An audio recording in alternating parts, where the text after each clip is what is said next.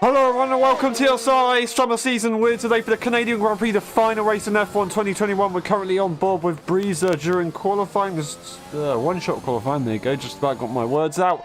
And where is he on the track right now? On pole position, so he's currently leading the way. In the Williams, Ballant P2 just jumped by Gilly up to P2 now. Gilly having some PC issues, so they've only just managed to get on. So good to see them there, and they're also on a brand new wheel as well. So they've got some lessons to learn here, and I'm sure they'll be able to get some laps in. Now Breezer comes down the final corner, and they've led the whole way, and they're going to come into, or down the start-finish straight, and it is going to be pole position. Lovely stuff indeed, a 10.3. And then we have Vortex and Rillerson both disqualifying from the session, so they're still going to start on the tyre that they started with, I believe so, but they're just going to have to start at the very, very back. Sebi is a real goat. He is indeed. He's done a very, very good job. Maybe we could see his first win here today. It's quite possible. So that's Breezer on pole position. Ballant in P2 with the medium tyre. Gilly in P3, also on the soft tyre. And then disqualifying was Vortex, Sebi and Rouleton. And I'm just thinking, for the next one, we will see, hopefully, Brody into the feature race. But we'll have to wait and see for that for sure. But yeah, small grid, we can still have a very good race. So we'll see you in a minute. Last chicane. Haha, got him.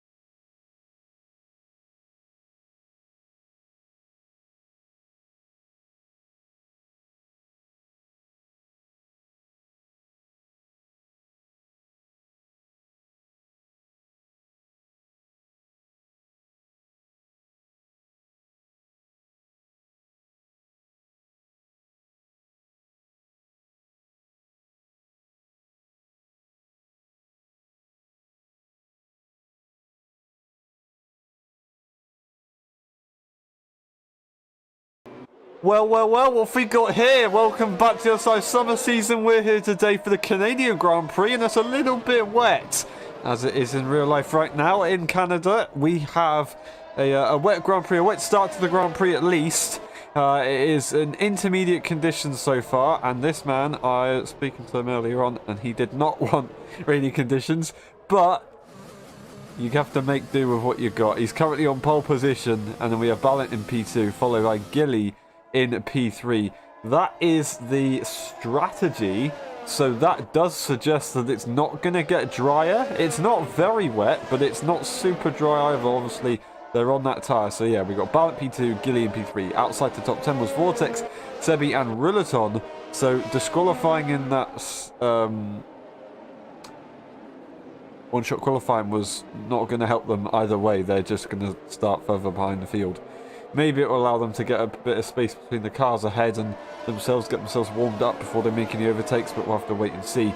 Rouleton's here, going to try and get some good points for the championship. Sebi is here to try and extend his lead of the championship, and Ballant also is quite high up there. Breezer, I think they're in near the top 5, if not in the top 5, as I recall. So we'll see what they can do as well. But yeah, other than that, we're about to go racing once again for the final time on Friday in the F1 2021 game. How about that? What a game it's been. But with all that said and done, hold your breath, clench your butt cheeks, because we're about to go racing.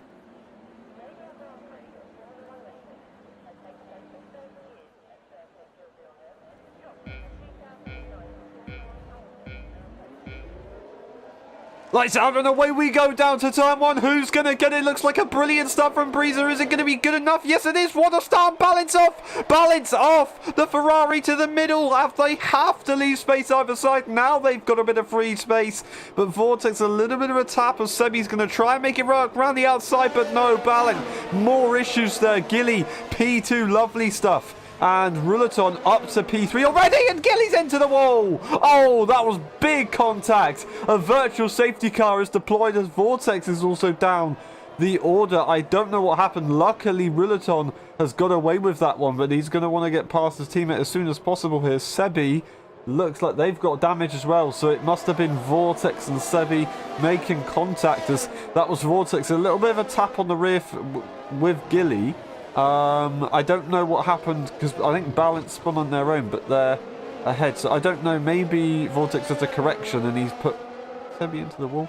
That'll be my prediction. Obviously, it's not what actually happened. I have to look at the replay. But from what we've seen, what we have available to us, that does look like what's happened. And that is a virtual safety car, so it's not actually going to allow everybody to catch back up. It's just going to slow down the pack, which is probably not what we want in this situation. But for Breezer, it's not too bad at all, because he's managed to get off the start line, holds the lead of the Grand Prix by an absolute margin with that lovely start, and he's had no issues. So he's just going to get the tyres warmed up. Ruleton now released, and so is Balint, despite that bad start. Safety car is going to be coming in soon. There you go. And Breezer gets a drive-through. He gets a drive-through. He sped into the corner too fast. I think he misjudged it. I think he thought he had enough time, a big enough buffer to go full pelt into that corner. But it's not. He's going to have to serve a drive-through. Wow. What a first few events in this race, despite having a very small grid. That was actually quite an eventful first few laps. Breezer now got a drive-through. Ruleton is going to be right there. He doesn't even need to think about getting past at all. He can just sit there and wait, really. And yeah, what a race Ruleton's now got. Starting from the back of the grid, and he's about to inherit the lead. That is if Breezer decides to stay out or go into the pit right away. That is the question, as you see these two. Or a purple sector there, in a bit of a moment for Breezer, as Ruleton has to kind of dodge out the way. He's already going to go for the move. Got a very, very good exit compared to the Williams. And is he going to secure it? Yes, he will. We move to the left-hand side, make sure it's all done, and then take the line as Breezer goes into the pit lane to serve their drive-through penalty and get it out the way. And they will come out around about Sebi kind of area. And now Ruleton goes and sets a fast lap. And they're going to be able to get some pretty quick lap times in. Now they've got a bit of clean air on them. Looking down the order, of course, we've got Breezer into the pit lane, just leaving now. Balint is actually going to be right there. So actually, Breezer is a lot closer to Balint than I thought he would be. And he's actually come out ahead. Round the outside he goes. That is the nature of this pit lane. You do gain a bit of an advantage, although it is what it is. It's the pit lane. And we have Sebi, Gilly and Vortex all a little bit further behind us. Of course, they had to get their wings changed and things like that. So, yeah, that's an interesting situation to be in. Sebi in P4 now. They're going to have to try and make their way up the grid. They need to finish ahead of, well, basically the top three at all costs, really. Balint is closest to them in the championship. Breezer and Ruleton. Breezer, of course, starting... I don't think they started late. They might have started a little bit late. I don't think they actually attended the first race at Austria. Maybe I'm being dumb. I'm not entirely sure. But anyway, of course, Breezer is there. Ruleton was there. Missed a couple of races, so they put themselves in a very difficult situation. But this is only the halfway mark, so we still have a lot that can change here. Sebi has to just get a groove on. Find some consistency and then get to it, and he'll be good to go. Let's go and have a look at these guys as we see Vortex trying to chase down Gilly as they make it through the corners. You can really cut that first one, but you can't cut the second one. You've got to use that cut on the first one to open up the second corner, which is turn 14. and of course the final corner of the whole racetrack into turn 1, and a mistake from Gilly on the medium tyre actually. I didn't realise that, so maybe we are expecting some dry conditions, or Gilly's just made a bit of a mistake, or there's been a game bug. I don't quite know. But it's still raining right now. I'm not really sure what his intentions are here, but maybe, just maybe we might get some dry weather conditions. Maybe Gilly can benefit from this, and yes, we will. Despite the raindrops still falling just a little bit, I think it's probably a little bit of spray, really. We've just got DRS enabled, and now Gilly is only going to get faster. Will we see anybody pit right now? Ruleton, the race leader, has gone past the pit lane. Breezer, is he going to stay out here? Yes, no, he won't. He's going to go into the pit lane, and he's got a 5 seconds, so he's spun into the pit lane. More issues for Breezer. From pole position, now down to P2 after a drive-through. That's not too bad to come out of P2 after a drive-through, but they've also got a time penalty that's going to affect them later on. Onto the mediums they go. Gilly, is he going to gain here? Vortex stays out. Sebi and Ballant both pitted, so Vortex is really taking, I'd say, a gamble, but actually, this early, I don't know if it's really that much of a gamble. Where is Breezer going to come out once again ahead, as he does jump both of these guys, and Vortex's tyres are absolutely gone.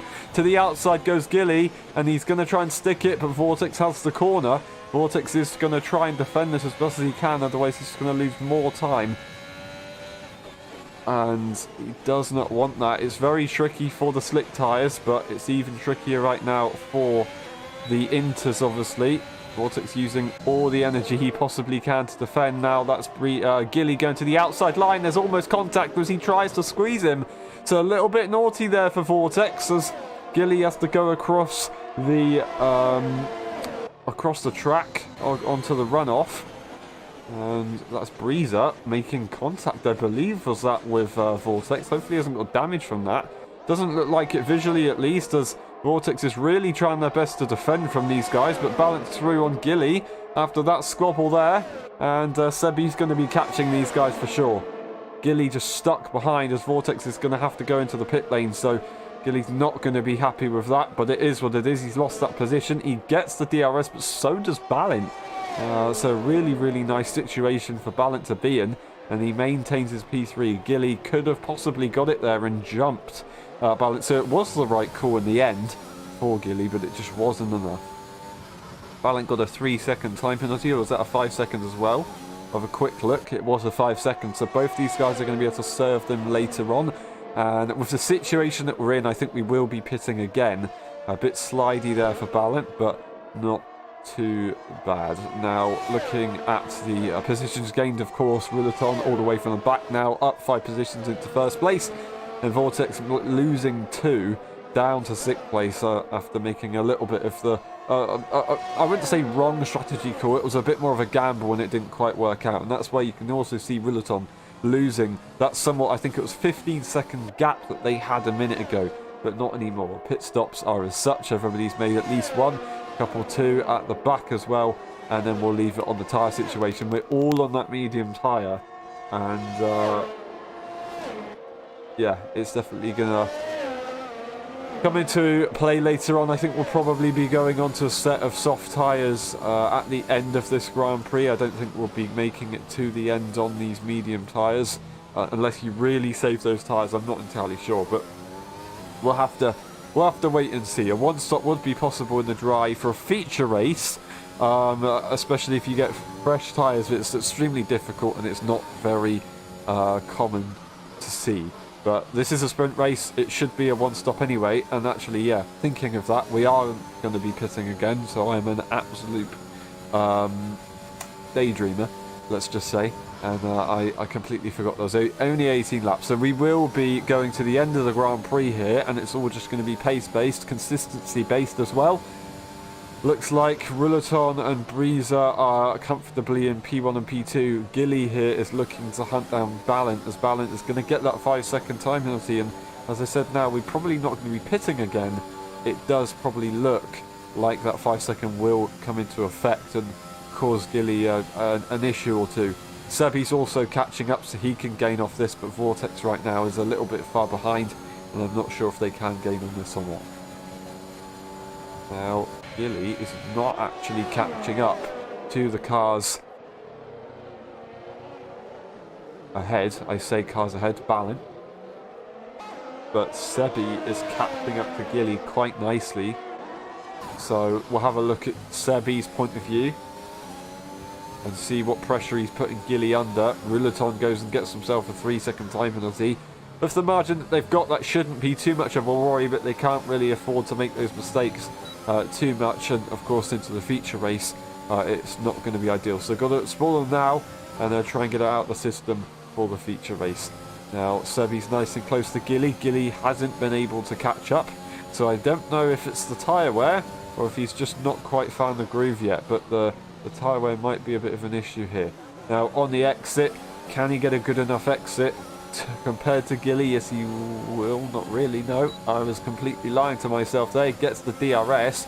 Not going to use in the ERS. Gilly is run out. Goes slightly defensive, goes to the inside line, and he's going to get him. Lovely run, and doesn't manage to get a time penalty. I don't know if that was a warning, but that was a move. That was a very fair move. I thought he was going to wait for it, but he's got it done. He's caught us all off guard.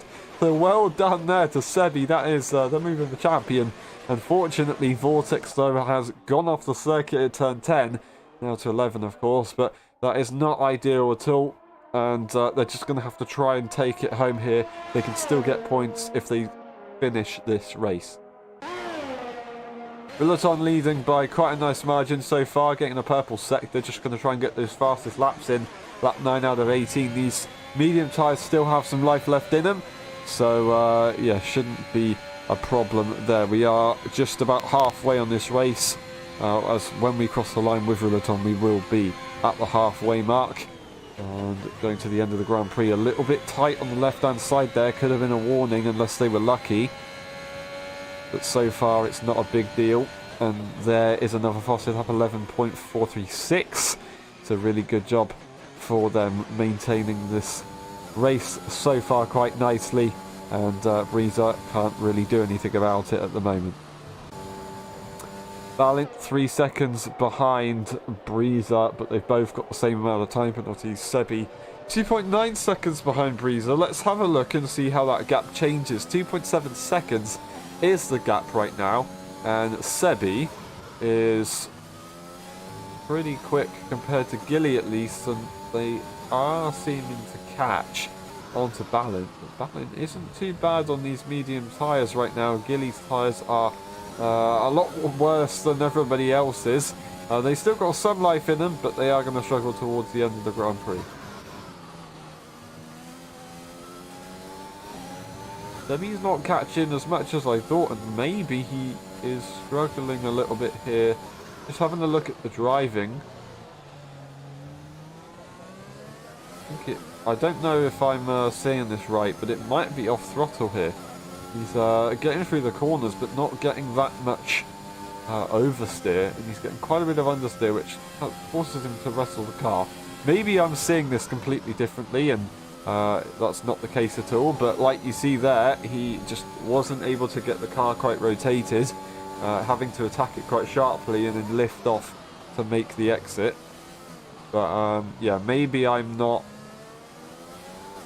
seeing this right. Maybe it is just a bit of a netcode issue that's causing us to see this, but right now it does look like he's struggling a little bit with the understeery situation.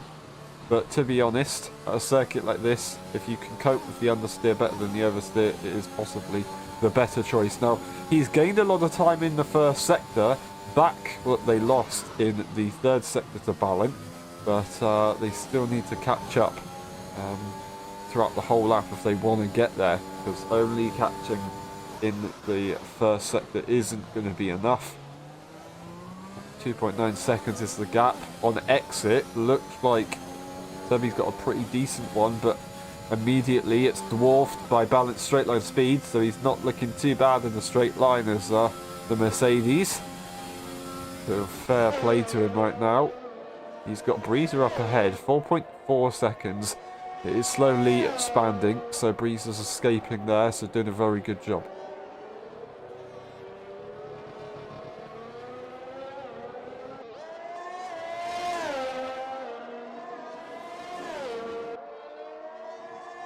Alrighty.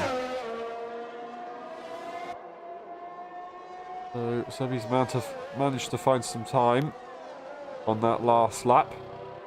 They just need to find it again, and they should be able to battle Balint. It might be on the later few stages, but that being said, they don't even need to get past Balint. They just need to, of course, finish behind them within the time penalty range, which is 5 seconds, and that's quite a margin right now.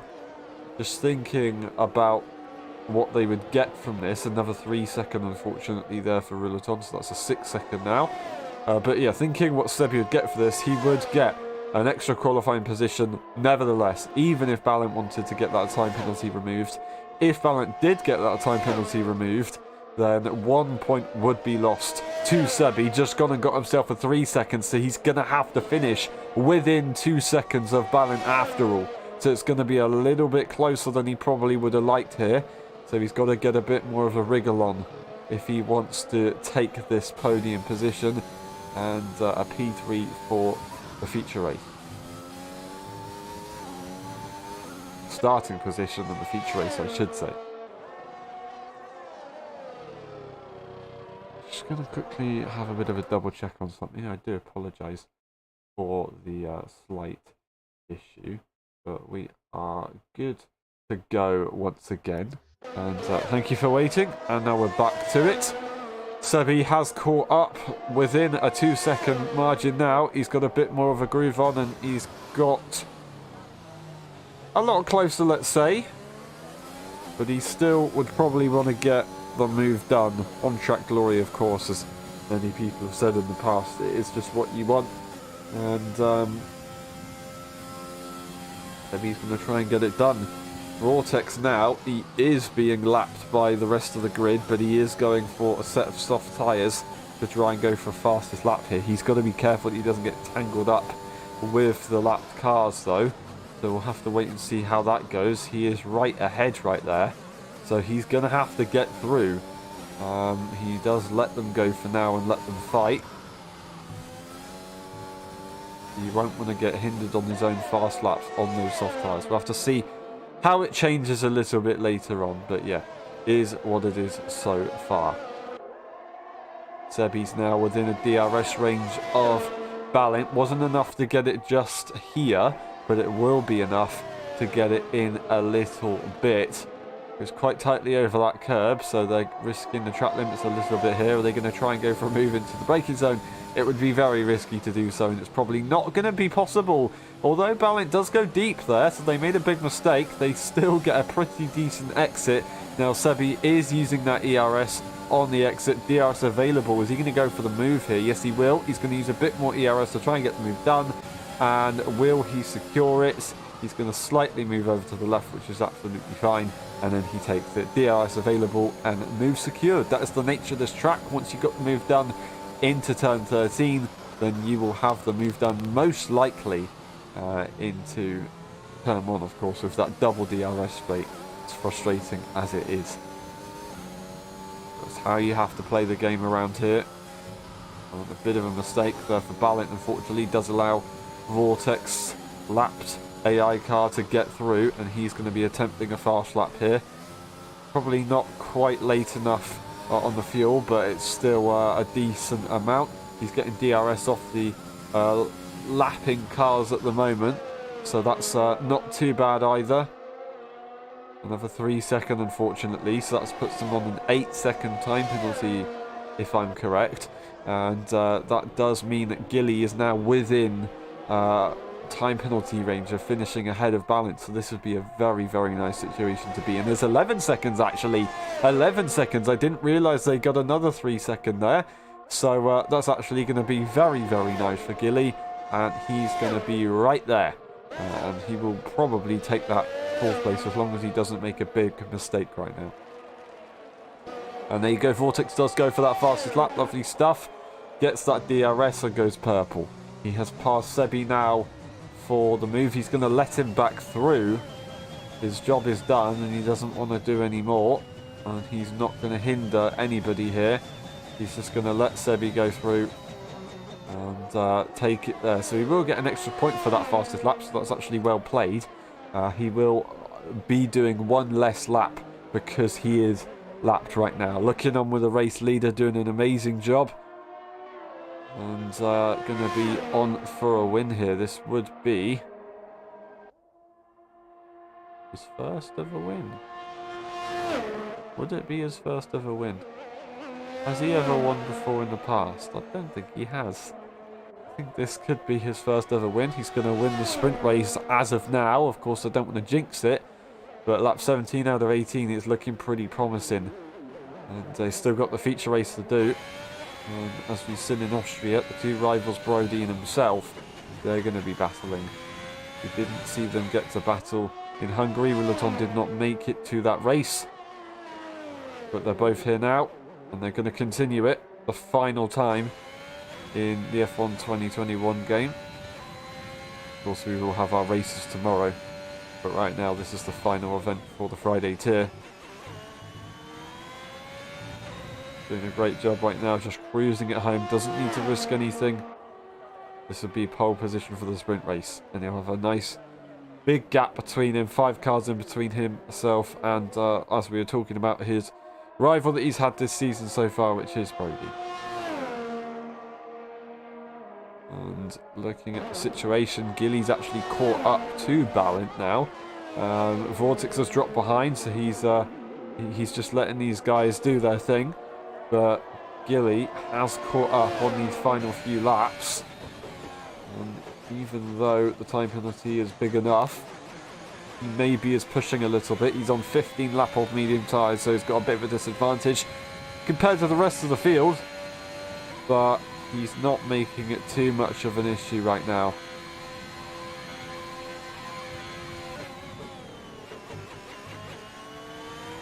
And 3.4 seconds is the gap. He just needs to finish 11 seconds within Balint. Balint, unfortunately, getting a little bit too excited, or exploring them, I should say, a bit too much on the track limits, getting a little bit too excited. But we're going to have to look at this guy. We haven't really seen him that much, have we? He qualified at the back of the grid. And he made his way through very, very nicely. Very clean on the start. Kept it calm. And he did it. He did it.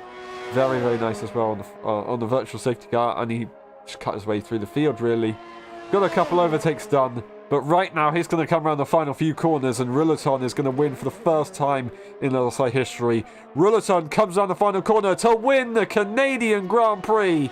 Well done indeed. That puts him on pole for the feature race, and that is a sprint race dub. So well done indeed. Breezer's going to take it in P2. So a pretty solid performance still after that drive-through penalty. And the interconditions that they weren't hoping for. Sebi's going to take Peter in the end. And Balint has actually lost the position behind Gilly anyway. So Gilly's going to make that move. And Balint has run out of fuel, I think. Has he run out of fuel? Has he got damage? I don't know. But he's got a bit of an issue. And that's it. That's it done. I don't know quite what happened there. It was going to be this result anyway. But yeah, that was an interesting one to finish off. Very, very interesting indeed. Rillerton will take driver of the day. So, very well done to him as well. Well deserved. And we'll get a quick look at the results. There are podium sitters, if you like. And Rillerton takes the win. Breezer P2. Sebi in P3. Gilly, Balint in P5. And then Vortex finishing off the grid with the fastest lap at the end there. Looking at the rest of the grid, this is what we can see, really. Just in case we need to check for any reports afterwards. We should be good, I think.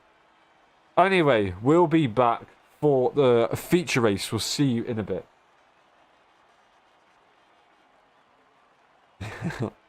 I like your way of putting that, Vortex. Well done, Rillerton. Well deserved. Wrong button. I meant to press the mute button. I'll see you in a minute. I did it again.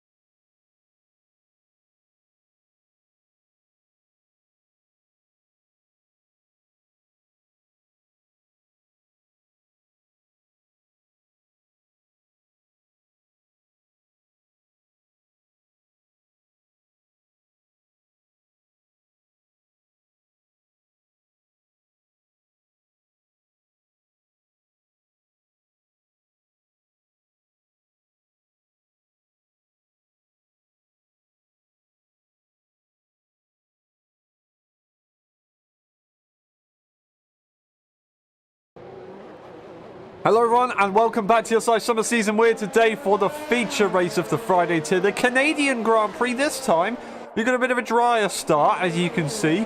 Ruleton on the pole on that medium tyre, so he leads the way. He's the lead strategist, if you like. And then we have Breezer and P2 also on the medium tyre. Then we have Sebi, who's actually on the soft side here. So he's going a little bit aggressive at the start here. He wants to go for that lead maybe a little bit early. So we'll have to wait and see. Then we have Gilly, the other Ferrari, on the soft tyre as well. So they're going a little bit more aggressive to begin with. We've got Balint in a P5 on the hard tyre. So he's gone for a very, very different strategy to everyone else. We've got Vortex in P6. He's on that soft tyre. And then Brody on the hard tyre as well.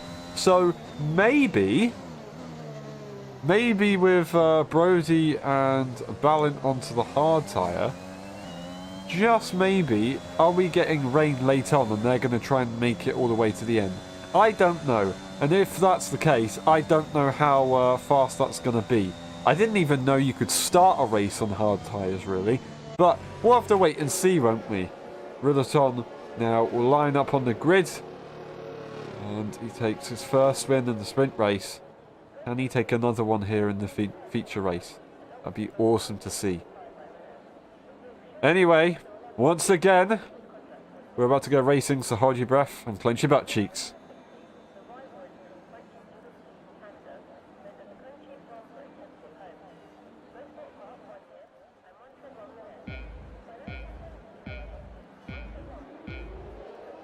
Lights out and away we go down to turn one. Who's going to get it? Looks like a brilliant start from Ruleton, and he cuts off Breezer in the process. Lovely stuff from the Aston. The Aston has to cut the corners. They go pretty deep, trying to attack nice and early on. That's Gilly getting ahead of Vortex, and they're going to go side by side. No, they're just going to slot in behind. But a very, very nice start. That's AlphaTauri of Brody up ahead of Balint straight away. Contact with the wall, I think, for a couple of drivers there. That was definitely Balint. I don't know who else that was, but that's going to be a bit problematic, especially if they're on that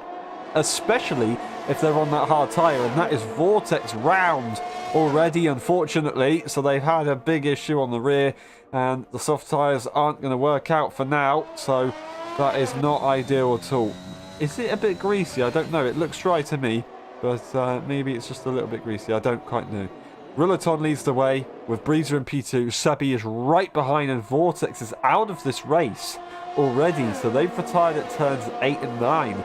So that's on the exit at 8 into 9. And I think they must have retired on the right-hand side there, spinning it and easily losing the car. So that is not ideal at all there. And we have the top three riding away. Gilly's just outside DRS range, and Brody right behind Gilly despite being on that hard tyre, so doing a very nice job. And Balint, I don't know if it's just the hard tyre, if they did get damage there at the start. We'll have to wait and see what happened. But yeah, that is an interesting situation to be in. Ruleton leads the way, and Breezer has kept within DRS range so far. They still need to get around another lap in order to get the DRS, of course, but we'll have to wait and see. So far, so good for this man.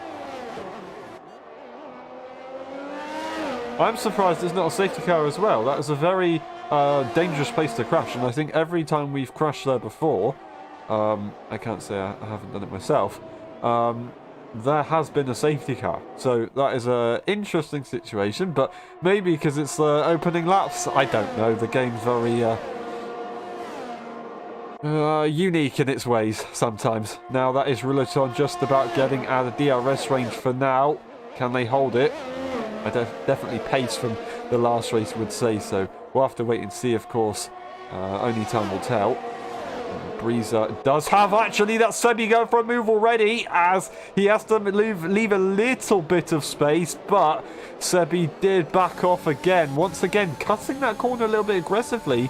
Maybe didn't get a warning off it. I don't quite know, but they've got our soft tyre on. They know what they got to do. They just can't get through right now. The DRS will be a key factor, and by slowing down Breezer a little bit, it will split these two apart and allow Sebi to get through a bit easier. So yeah, we'll have to wait and see, but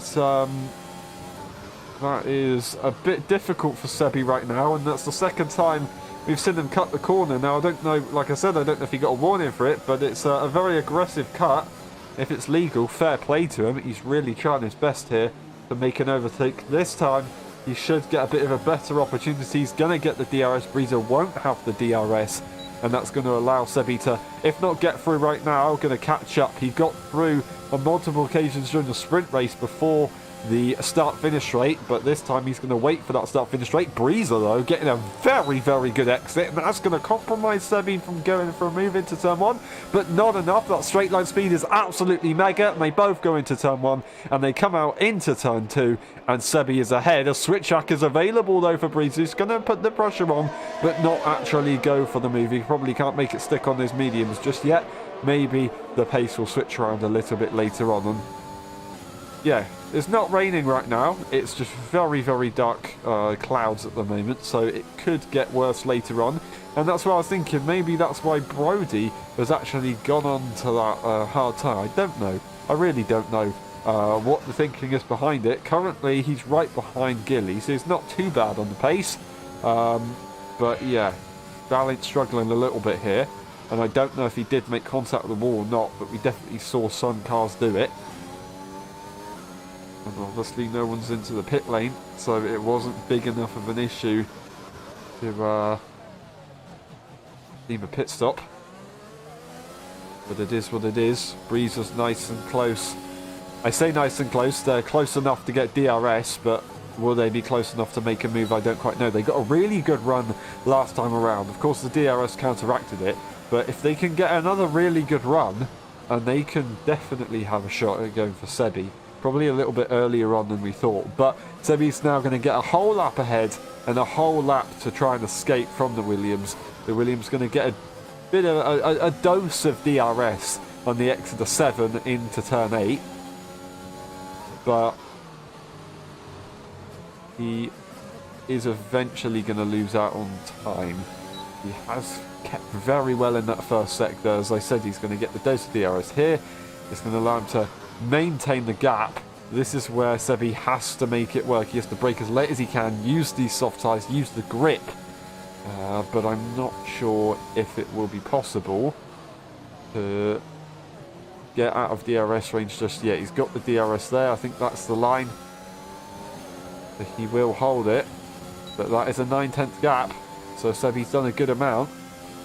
But Breezer's going to catch up nicely again, and we'll have a bit of deja vu here. Cutting that corner very aggressively. That's what you want to do, so you can set yourself up nicely for turn 14. And Breezer now 6 tenths behind. I think it was 4 or 5 tenths last lap, so Sebi is slowly creeping away, but he still needs to get a bit more pace in the car if he wants to catch up to Rillaton and go for the lead, just for a little bit, if it's not for the whole race. Of course, with Rillaton on that soft tyre, on that medium tyre I should say, he's just going to get quicker and quicker throughout the race, and it does seem that the mediums are very, very quick in the first sector. If not, just Breezer is very, very quick in the first sector. You could say he's breezing through it, but lovely exit there, and now he's 4 tenths, so closer than he's ever been in the last few laps. It's just about this corner here is where Sebi can gain the time. Can he gain enough? He's going to gain some, but it's not really enough, and this actually might call for a bit of an attacking manoeuvre if Breezer can really close up enough here. We're about to go on to lap 7. He's got about 4 tenths. He can get another good run like we saw earlier on, with Sebi getting a time penalty. Not going to be close enough just about, but there was a possibility. There was a possibility. Not pushing on that ERS. Sebi got a little bit less. Rillaton has plenty of battery right now. He's controlling this race like... I don't know. I don't know. I was going to say like it's not even there, but that's not a phrase at all. He's controlling this race like a champion so far. That's what I should say. And the gap is pretty much equalised between himself and Sebi right now, despite Sebi being on that soft tyre. So he's not able to do anything. And now we are getting to lap 7, of course.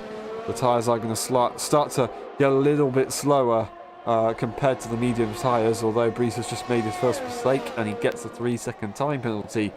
So hopefully for him, that's his only one.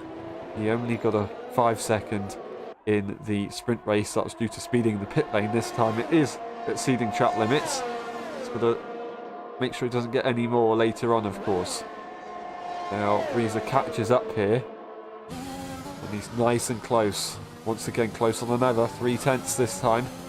And on the exit, DRS available. He has a bit of ERS to use, so does Sebi.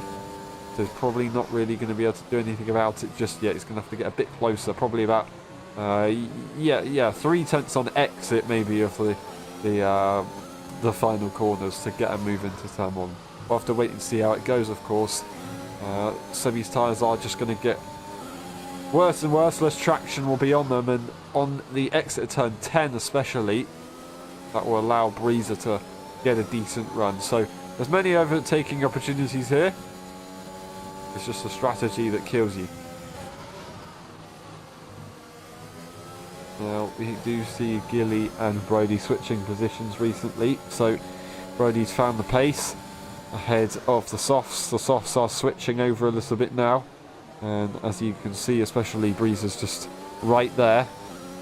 The gap's fairly similar to what it's been, but you could definitely tell he's a lot quicker than he has been. 4/10, almost 3. Can he get a good run here? It's not too bad, but there's a little bit of a hesitation, I think. And wasn't able to get on the throttle as early as Sebi, so Sebi's done a pretty good job there, but surely Sebi's running out of VRS here. No, he's not actually really gained or lost anything. He's doing a good job, and he is still equalising that gap to Rillaton at the moment. Up 9 out of 35. I know it sounds risky, but a one-stop is possible. You're going to be extremely slow, and it's probably not recommended by the game. So you will expect a couple people to go for a 2-stop here. Was that rain? That is rain. That's rain. Okay. Alrighty. So the rain's come in already, and I think Brody was expecting the rain to come in a lot later. We're still going to be on slick tyres for a lap or two, but these medium tyres are going to be absolutely golden. Maybe Sebi's made the right call here. I'm not entirely sure, but of course the medium tyres are going to be good to go all the way to the end of this stint. The softs aren't going to be too bad. You might be able to hold on here. These guys have got to make sure they don't make any mistakes on these slick tyres, and it looks like Breezer could go for a move here. Not going to use any ERS, so they're not going to go and attack just yet. The rain is only light so far. It will get a lot heavier, I assume. Or I should say the track's going to get covered a little bit, unless it's just making it greasy. With approximate and dynamic weather, you just don't know. You just don't know. You don't get the same opportunities as you do with manual weather. The situations are very different, but you can get a greasy track. The rain, as I said, is very, very light so far. Let's have a bit of a third-person view, if you like, from the others, and see if we can look at the track from this distance. Right now, I don't think anything's going to change.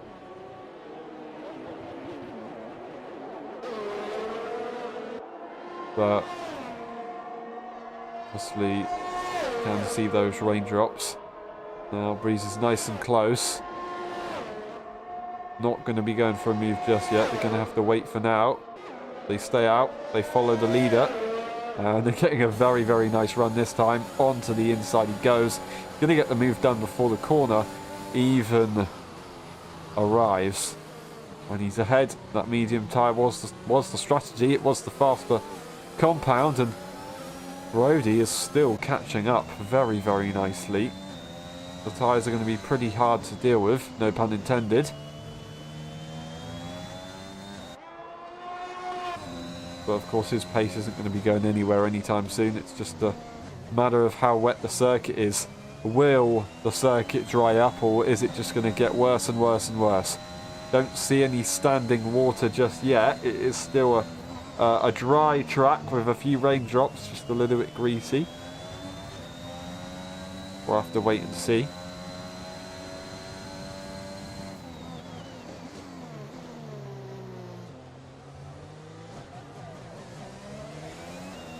The exit's not too bad. There's no squirming about on the traction, but you can see there's a little bit of water gathering on the sides of the track now. It has begun to appear, and Sebi's going to take an early pit stop, and Brody has gone and got himself a 3-second time penalty, so that is lovely for Ruleton there. Ruleton is going to have a nice advantage. As long as they don't get one themselves, they could be in for a real treat here. Now, Sebi, as I said, he's on that, or he's gone into the pit lane very early. We'll have a look at the data. Position changes, 4 positions gained now by Brody.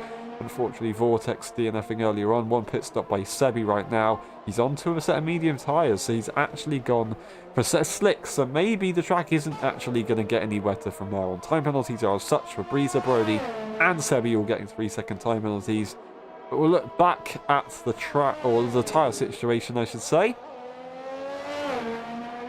And it's still raining. I thought there was a bit of rain build up on the sides of the track, but maybe not.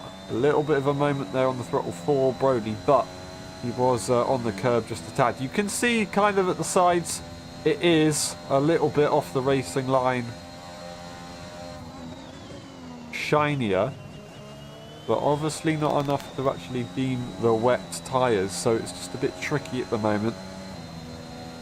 And Sebi's definitely made a, I'd say, a decent call. He's not going to be going for a 1-stop, he's definitely going to be going for a 2-stop. Unfortunately, he gets another time penalty, so really struggling there. Maybe the tricky conditions are getting to him. But he's going to have pace, he's going to get an undercut, and he was quite close to the back of Ruleton, so maybe he can get a good enough undercut. But we'll have to wait and see, of course, if his tyres are dead by the time he gets to Ruleton.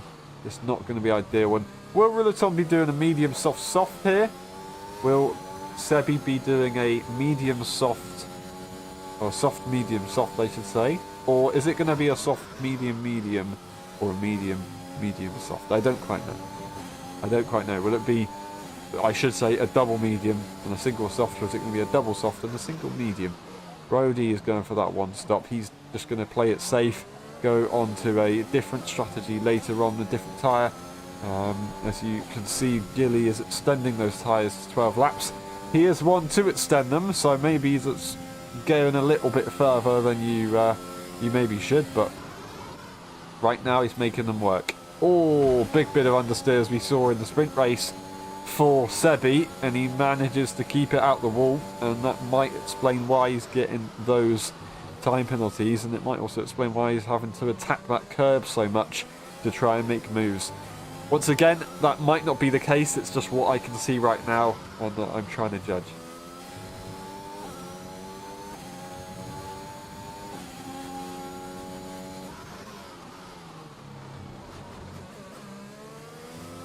Catching up like a madman right now to Gilly.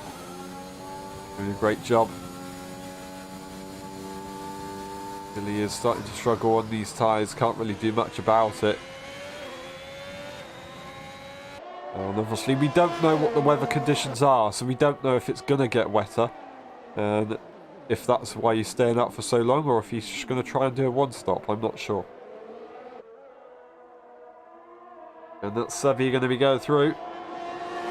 Nice and early. That's the DRS. Nothing Gilly will be able to do about it. And he might even be able to escape by the time we get to the next DRS straight, because he's going to get DRS right here, and that will allow him to gain massively. And with the dead tyres of Gilly, he's already got that 1-second gap. 1.5 we should probably correct it to. Valent unfortunately getting a 3-second time penalty. Those conditions are pretty tricky right now. Ruleton has slightly pulled away from Breezer right now, probably about a 2-second gap instead from what they had earlier on. It was about 1.6, but with Sebi and himself battling, they did probably lose a bit of time. So losing about a second, maybe a 1.5 seconds here to the back of Ruleton. Ruleton once again just commanding the race. The mediums on 14 lap old tyres. They might be a little bit worse for wear now. They're still going to be pretty pacey, but it's obviously just going to get slowly worse. Whereas the hards, they're still going to be good to go, and they do actually get faster as you go into the race for some tracks. I don't know if Canada's one of them, but he's nice and consistent right now. And let's actually have a look on at the gap to the leaders and see a 5.9 second gap, 5.8. A little bit more on the rear, lost it there, but that's no surprise for the hard tyre. Into the corners, he gains it back. So could Brody catch up here to Rillaton? And are they on a decent strategy here?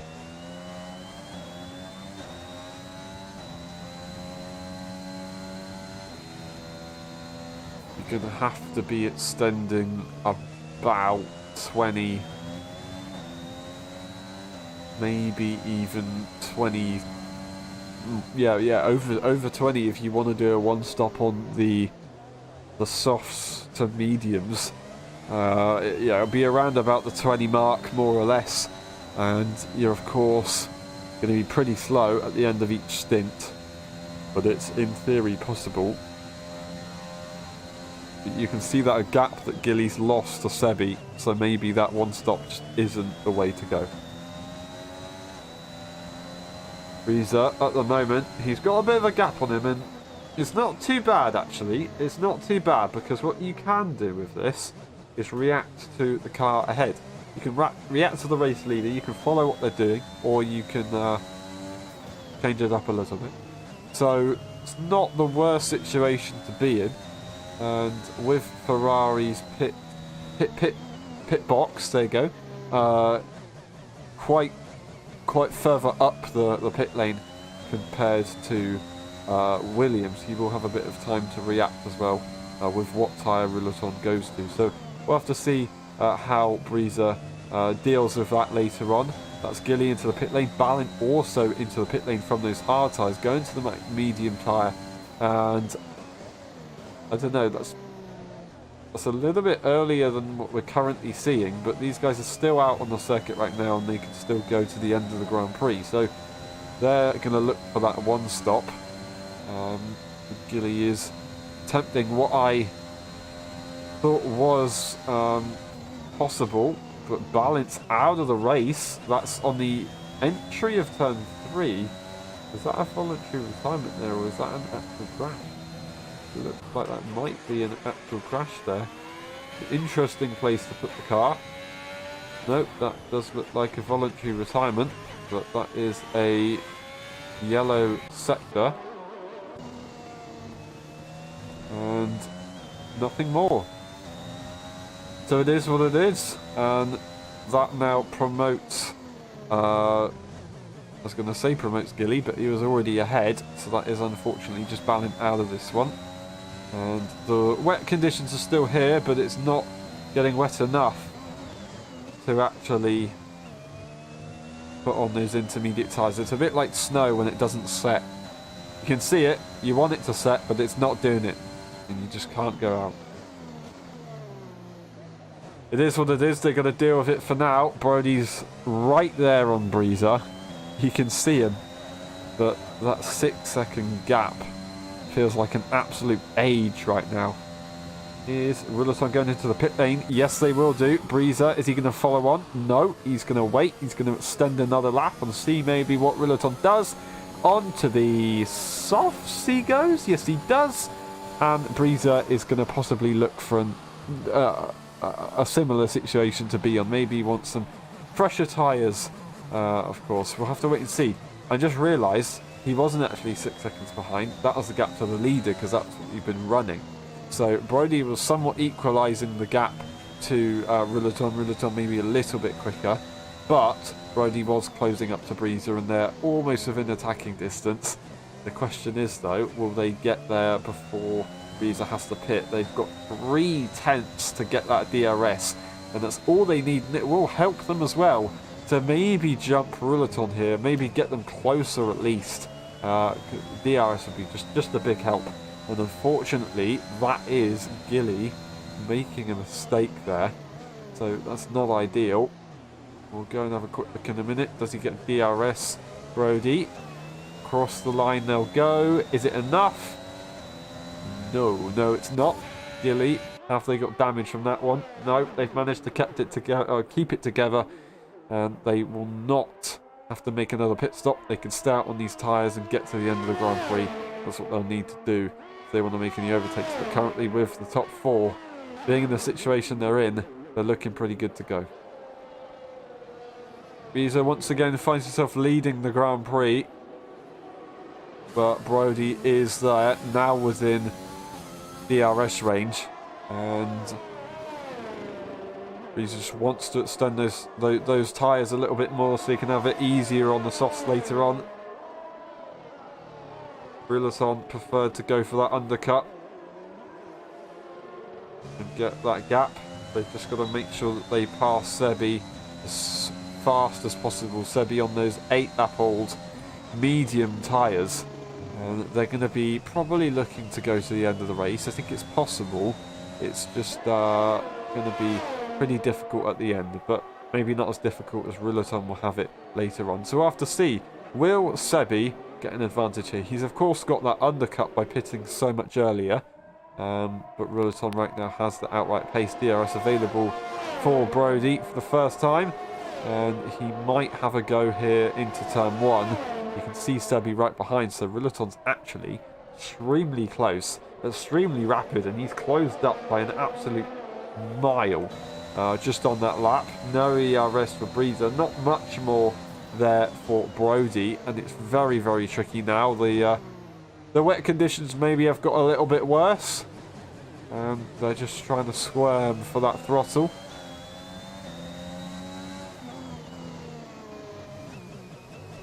And that will make it a lot more difficult to overtake for this guy. But it also could present some good opportunities. You've got to be careful around turn 5, of course. Turn 5 is just that slight little kink, and it will definitely throw you off if you go full throttle in certain situations, especially with slicks on a wet track. I don't know how it will actually affect it. I've never actually driven in this situation. We'll have to wait and see. Sebi's now caught up to Brody as they are a lot quicker compared to the hard tyre, and Breezer has managed to escape that DRS range. Brody's tried to get it. He's really gone deep. Did he do enough here, or has he just lost it on the exit? He might have lost it on the exit, and now it's going to be under a big threat from the Aston. He didn't do enough. The Aston's going to try and go through here, maybe, and will Rillaton go through as well? No. Oh, he's sticking his nose in, and he's trying to turn into the corner. What was Sebi doing? And that's damage. That is damage from Brody. Sebi, I don't know what he just did there. What was he doing? Went for the move on the inside and got... What? What on earth just happened? And that's Brody going to have to make an unscheduled pit stop. He's going to be on the same pit strategy as Breezer and Sebi. But that is not what he wanted, and he is going to be furious of that one. He is going to be furious of that one. That is a big, big problem there for Brody. He's going to lose a lot of time, and he could be in mega trouble here. He's got a lot of work to do, but with Rillaton staying out, watch Breezer, watch that gap change. Will he be able to do enough? Will he be able to close up here? 15.8 seconds. The track is very, very wet, and Rillaton still hasn't gone into the pit lane. So you can see the circuit is definitely ready for those inters now. But he doesn't want to go for it. Is he going to go into the pit lane this lap? We'll go towards it. No, he's going to stay out, locking up the tyres as he goes through the corner. Oh no, and he's binned it! He's binned it! He's got damage! He's got damage as the race leader! The race leader going to be in massive muscle trouble, and he's going to have to do a whole lap with no front wing. A whole lap with no front wing. Going to have to be careful there to not get a time penalty, and they've got a 3-second. That's not going to get removed because they chose to cut the corner. So they're going to be in big trouble with that one as well.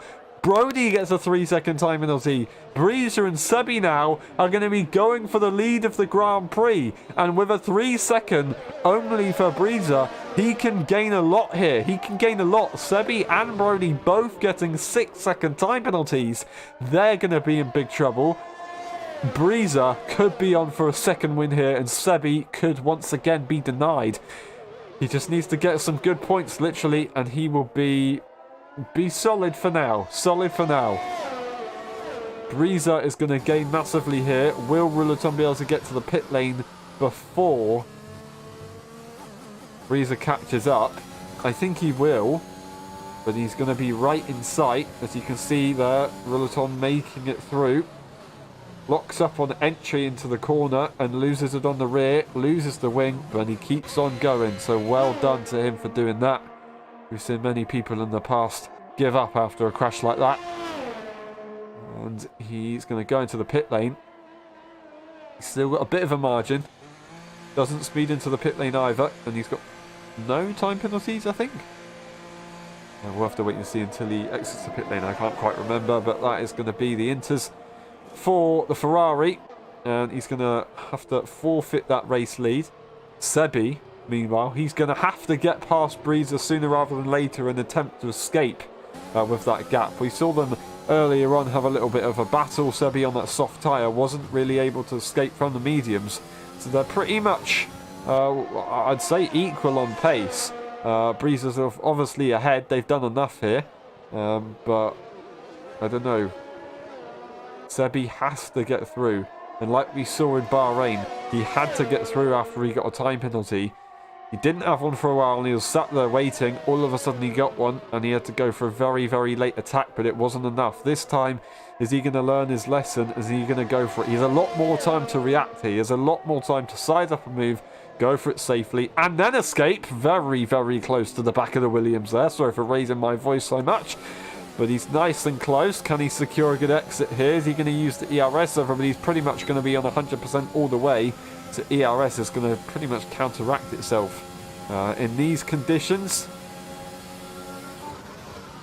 He will exit. Turn 1. Not getting a good enough exit compared to the Breezer though.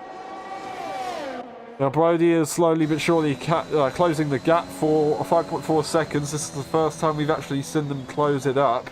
They were still a little bit further behind with that 6-second gap that they unfortunately had when going into the pit lane.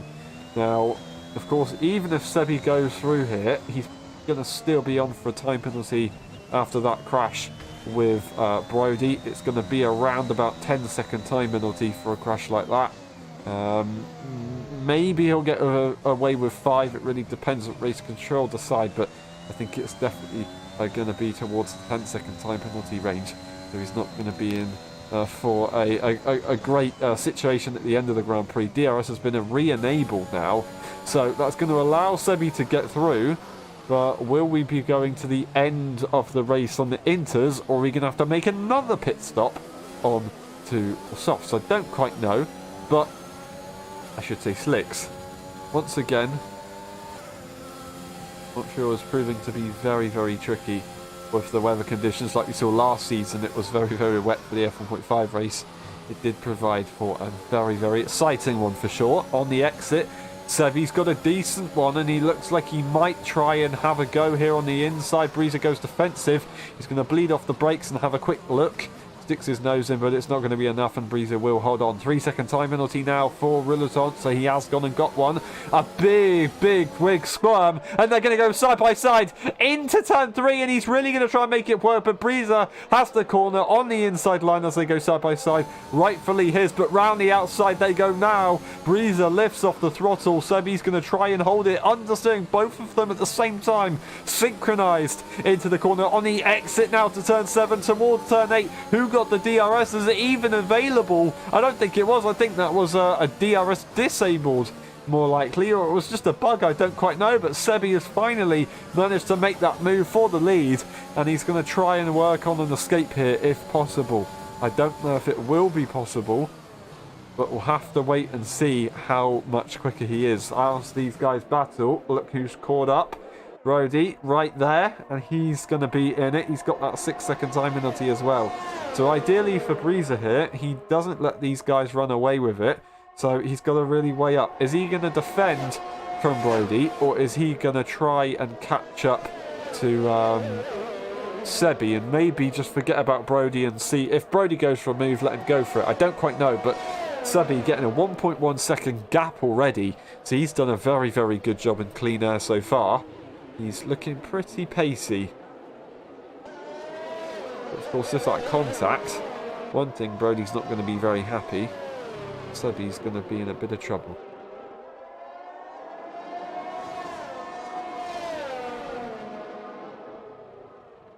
Alrighty. Into turn 2 we go. Rillaton 9.3 seconds behind. And unfortunately for him, it's that race lead eaten up very quickly. I think at this stage of the race, if he was still leading with 2 cars in between him and his rival, as we say, he would be in for a decent result. Gilly into the pit lane for a set of fresh inters. There's been a little bit of an issue there, but hopefully they're good to go. ERS going to be blasted by Brody, and despite Breezer using any, I don't think it's really going to be contested too much, as he now has the inside line and he is ahead. Breezer has to let him go and gets a 3-second time penalty in the process, so he's going to be in more trouble now. I'd like to see how he got that one, if it was a legit one or not, but that is not ideal at all, and he's going to be in trouble. He's going to be in big, big trouble. So I think, is that not everybody on a 6-second time penalty? They're all equal, so whoever finishes ahead at this stage of the Grand Prix, except from Gilly, but unfortunately he's not actually close enough to take advantage of these time penalties. He's still close enough in the race to score points, but right now it's just very, very difficult to do anything from where he is. Lap 28 out 35, getting to the closing stages of this Grand Prix. The rain doesn't seem to be going anywhere, and as I was talking about before, this guy was not too happy if it was going to rain. Didn't quite know what was going to happen, of course, but it's Canada, anything can happen really. And I think this is probably the worst situation possibly. He's got Inters, softs all together. A big, big mistake on the rear, and that is Brody running away and can't do anything about it. He's gone. Rillaton now is going to be threatening, so he's got to try and get back into the groove here. In theory, not too many laps if you think about the length of this race, but I don't know. It's still enough laps for Rillaton to close up if he really wants to get the groove on, and especially if a bit of fresher rubber than the Williams should have a bit of an advantage. Although with the Inters, it's a wet tyre, it's not really that much different tyre-wise, wear-wise. Brody looking for the lead here, and if by magic he could be gifted this one after Rillaton making that mistake. Brody's going to get a decent exit like he's been doing, securing it nicely. Very, very good on the throttle, this guy. He's able to use the ERS to back that as well. 9/10 already. He won't get DRS, but just shows his outright pace right now. No lock up into the corner, so he's very at one with the car. Even touching that inside curb. Doing a phenomenal job. Not really much Sebi can do other than hope that Brody doesn't find a way past. It's very difficult to actually make overtakes here, but as we saw last season, Zingy did actually get some very decent manoeuvres into various corners, despite it being actually full wet conditions at parts of the race. So it's not impossible to get moves done in the wet conditions, and unfortunately it's not looking good for Rillaton again. He makes another mistake. That's going to be a front wing change. And he's just going to be looking for a fast lap here, although as we've already gone past the soft tyres, or the slick tyres, we're probably not going to get any faster. He does have the fastest lap, luckily though, at 12.0, whereas the fastest lap time next is a 12.2 by Sebi, who we're riding on board with right now. Now, Brody's a little bit closer than he was before, slowly just picking off the tents, and that braking point was quite nice. Is he going to be able to secure it on the exit, though? It's not the perfect exit, but it's enough, as we see. Brodie, once again, getting a pretty decent exit. It's not as perfect as we've seen from Brodie, but it's not the worst one indeed.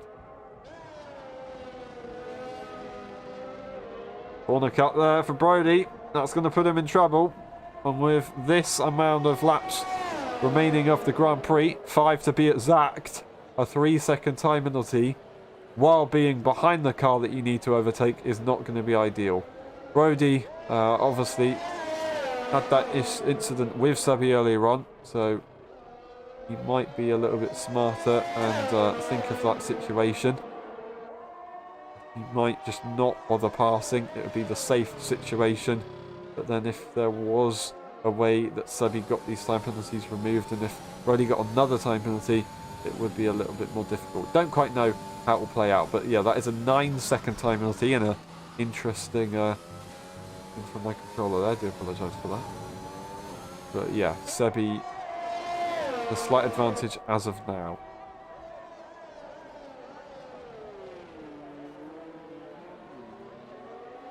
Looking at the positions gained, Brodie once again making those moves, recovering after the issues. And he's in the same position as he was last lap, 7 tenths behind more or less. So maybe this is just time for him now to focus. Of course, getting that time penalty isn't ideal, and maybe he was pushing a little bit harder, but at this stage he doesn't need to.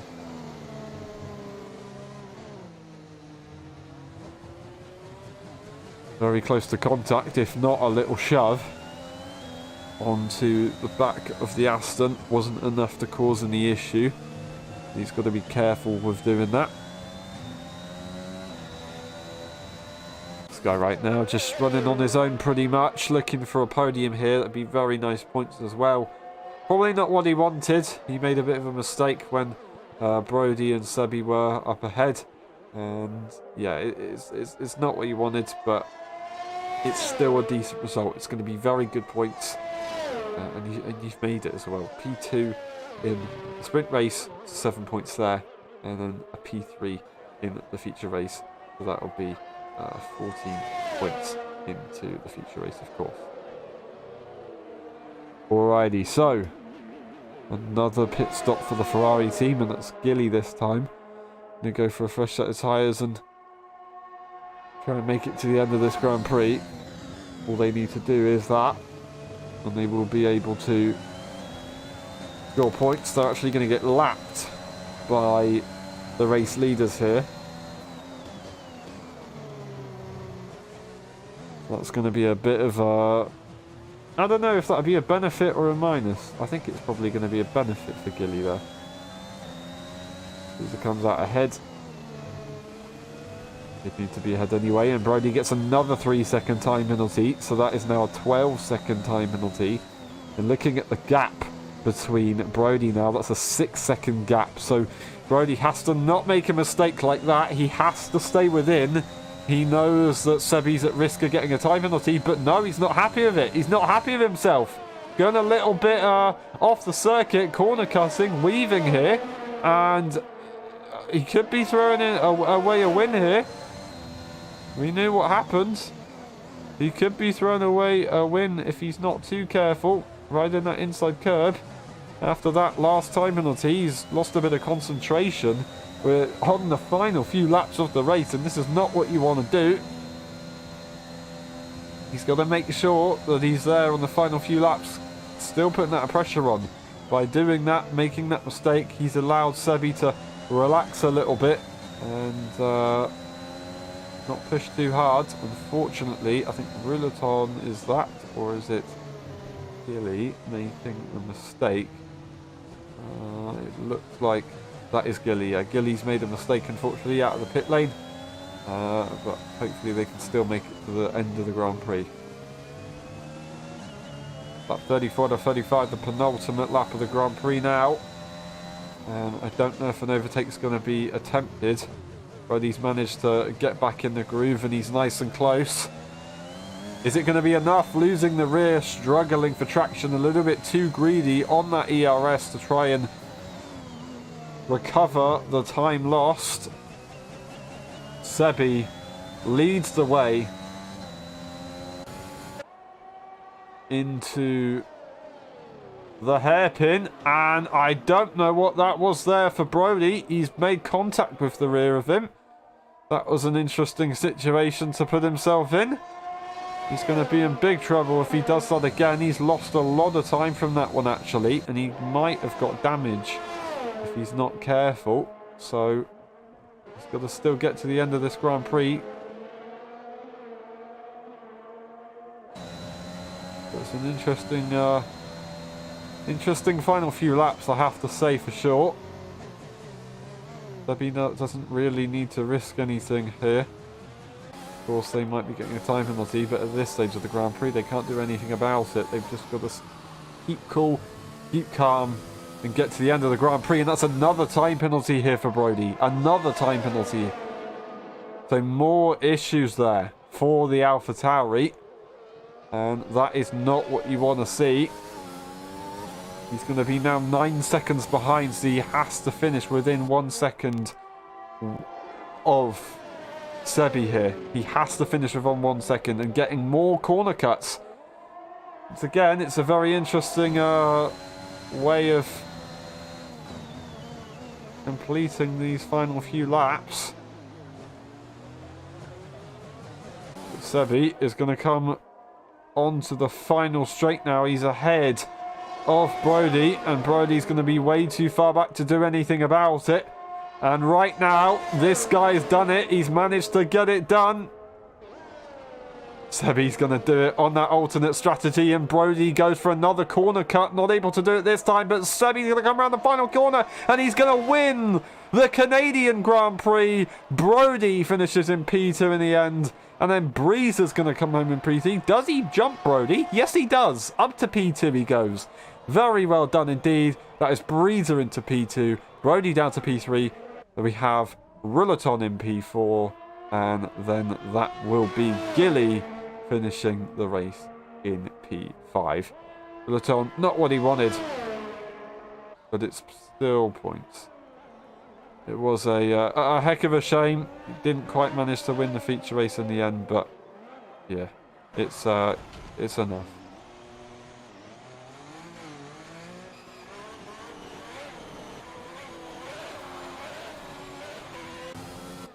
Well done, Sebi, though. Well done indeed. Very well deserved. And that's his first victory, and it's an extension of the championship lead there.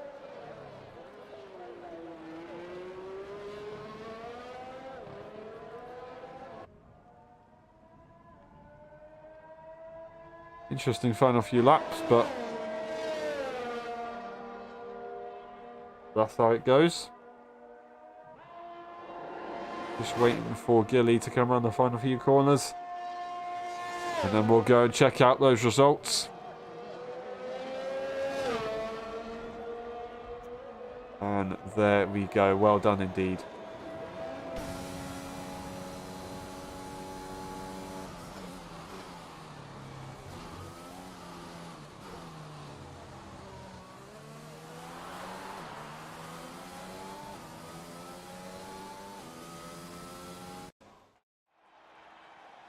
Alrighty, Sebi takes the win, Breezer P2, and Brody in P3.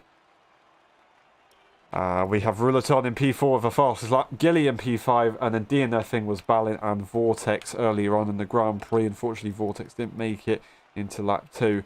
They do not actually set a fastest time. But it is what it is. Scrolling through the race director just in case we need to check anything later on. But other than that, we will see you in a little bit for the post-race interviews.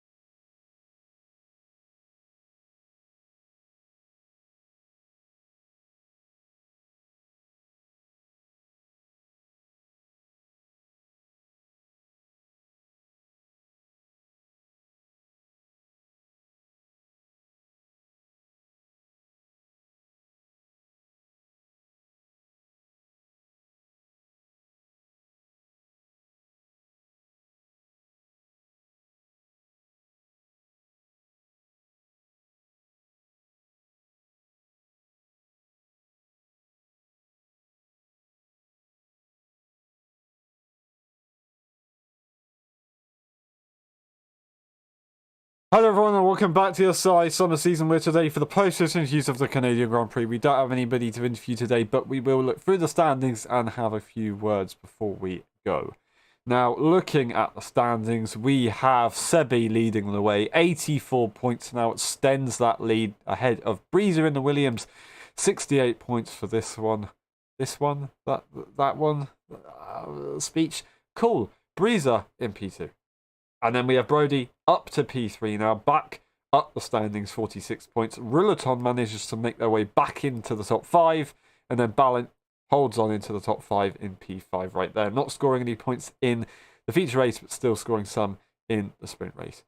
Now, that race was pretty tricky, very, very tricky conditions, typical Canada.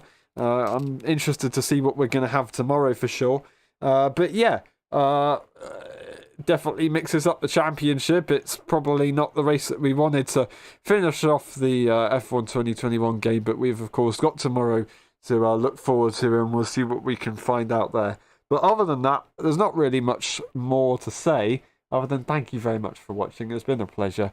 We'll see you next time for the Abu Dhabi Grand Prix. I'm pretty sure it is. I'm pretty sure it's the Abu Dhabi Grand Prix, the first race in the F1 2021 game. Once the game releases 1 week later, we will be racing there, so we'll go and do some testing. Be sure to get involved in any open lobbies if you wish to. They'll be hosted around Tuesday time. Other than that, we'll see you tomorrow for another Canadian Grand Prix for the Saturday tier, and good night.